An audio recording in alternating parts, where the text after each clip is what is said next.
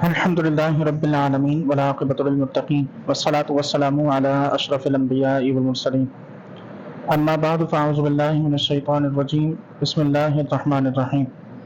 آج کی اس ویڈیو میں ہم قربانی کے شرائط اور ارکان کے متعلق گفتگو کریں گے۔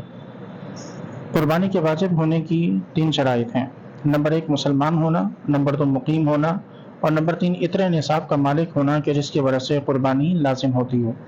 مثلا اس کے پاس رہائشی مکان، کھانے پینے کا سامان، استعمال کے کپڑے اور روزمرہ استعمال کی دوسری چیزوں کے علاوہ 52.5 تولہ چاندی کی مالیت کی نقدی مال تجارت یا اس کے علاوہ اور دیگر اضافی سامان ہو تو اس پر قربانی واجب ہوگی، اور اس پر سال کا گزرنا بھی ضروری نہیں ہے۔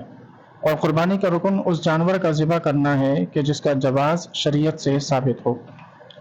وہ عورت کہ جس کے پاس 1 یا 2 تولہ سونا ہو، تھوڑی سی چاندی ہو اور کچھ نقدی ہو تو اس پر بھی قربانی واجب ہوگی۔ نصاب کے متعلق مزید تفصیل کے لیے دارالافتاء میں رابطہ فرمائیے۔ دوسرا سوال یہ ہے کہ کیا عورت پر قربانی واجب ہے؟ تو اس کا جواب یہ ہے کہ اگر عاقل بالغ مقیم عورت صاحب نصاب ہو یا اس کی ملکیت میں ضرورت سے زائد اتنی چیزیں ہوں کہ ان کی مالیت 52.5 تولہ چاندی کی قیمت کے برابر ہو تو ایسی عورت پر قربانی واجب ہے۔ قربانی کے وقت کے متعلق یہ یاد رکھنا ضروری ہے کہ قربانی کی عبادت صرف 3 دن یعنی ذی الحجہ کی 10ویں، 11ویں اور 12ویں تاریخ کے ساتھ ہی مخصوص ہے۔ البتہ پہلے دن قربانی کرنا یہ زیادہ افضل ہے۔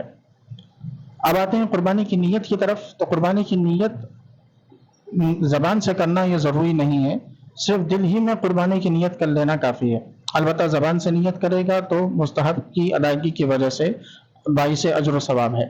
اور جانور کو قبلہ رخ لٹانے کے بعد ذبح کرنے سے پہلے جو مسنون دعائیں ہیں قربانی کی، ان دعاؤں کا پڑھنا یہ بھی مستحب اور باعث اجر و ثواب ہے۔